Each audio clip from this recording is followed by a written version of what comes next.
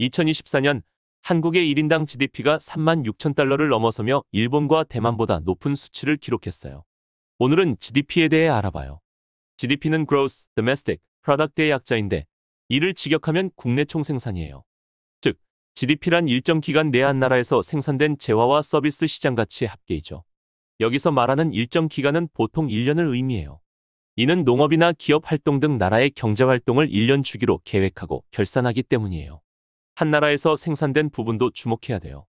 가령 한국인 직장인이 미국에 있는 공장에서 TV를 만든다면 이 TV의 가치는 한국의 GDP가 아닌 미국의 GDP로 잡혀요.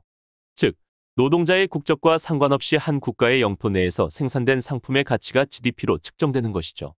GDP는 매우 중요한 지표인데 국가에서는 연도별 GDP 등락을 보고 집행된 정책의 실효성을 판단하고 기업은 GDP를 참고하여 미래 계획을 수정하거나 새로운 전략을 수립하기 때문이에요. 이에 한국에서는 중앙은행인 한국은행이 GDP를 작성하고 있어요. 그러나 GDP에도 허점이 있어요. GDP가 높다고 해서 한 국가의 국민 생활 수준이 높다고 보기 어렵기 때문이에요.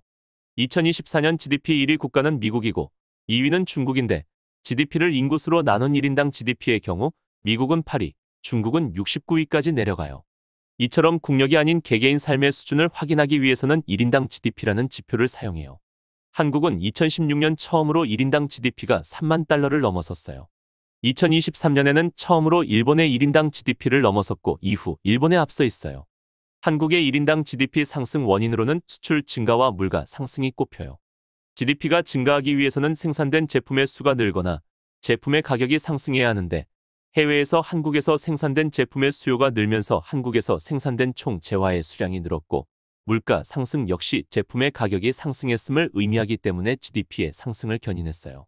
실제로 지난 2024년 반도체와 자동차 분야가 역대 최대 규모 수출 실적을 내어 GDP 증가에 큰 역할을 했다고 해요.